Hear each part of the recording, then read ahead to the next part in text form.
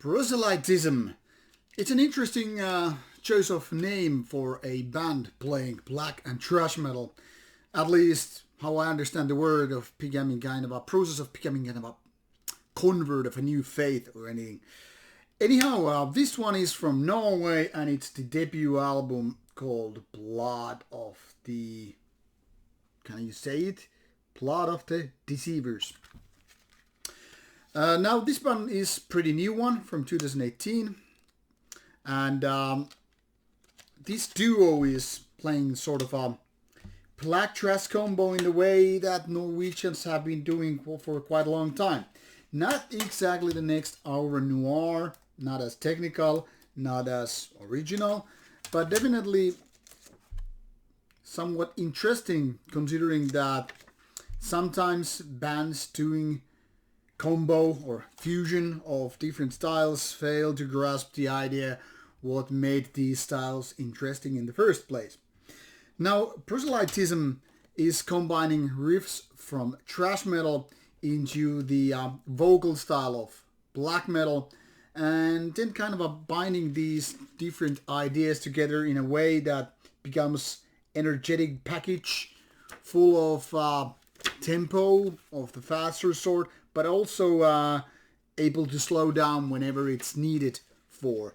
And the outcome is somewhat interesting. I would say it is a bit still like a work in progress in the terms of being quite nice, but still somewhat demo-ish. Not bad by no means, but it's not without problems. All right, here and you have a Metal Archive site to give you a little bit of basic information about the band, 2 members, and at least Kjetil Hektoen doing the vocals, drums, and percussion. Seems to have quite a lot of different ex-bands and current bands to go with. So is this a side project or not? Well, that's for other people to decide. However, here is the track list for this first full-length album, and as you might notice, it's quite short one. 27 minutes of music. Already came out in September via Duplicate Records. Now, when I said that the music is fusion of black and thrash, what in essence it means definitely is that the riffs are more or less of thrash metal tradition, and the vocals are then again more black metal style. And sometimes these kind of combos don't make much of a sense because usually thrash metal, especially when we're talking about American style, but also German style, they're more diverse in style, more dynamic than what is the kind of a black metal raspiness. And that's actually one of the smaller, I wouldn't maybe say flaws, but smaller things that makes this a little bit less effective as it might have been in other ways. Because now it's very monotone all the way with the vocals. I mean, they have the raspiness, they have the energy, they have the aggression. But what it lacks is, it's kind of like one tone and that's it. Now, luckily the riffs are more versatile in nature and that's what makes this album quite interesting and quite good as well.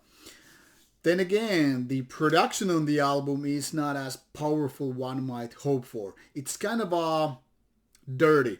And I'm not going to say it's bad, but it's very much like a demo-ish outcome. That is, it lacks a certain kind of power that it could definitely have. There's certain kind of, I wouldn't say clean, but it could be more powerful in all respects. That is, from drums to bass to guitar and all that stuff. Now it feels a little bit like home garage made. Not bad once again, but still somewhat, I don't know what's the right word to say. It just could be honed to a different level. But like I said, these are no problems. Not the vocals, not the production.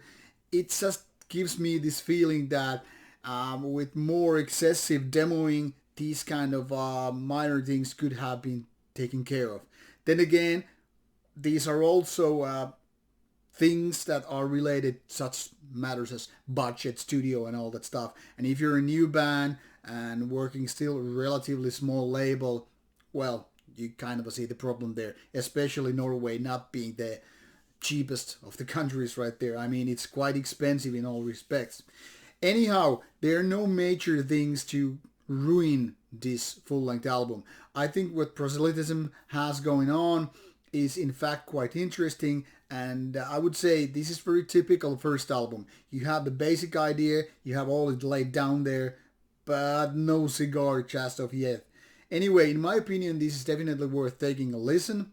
It's actually quite good, and in my opinion, the pumping energy that goes with the album is something that I seem to enjoy.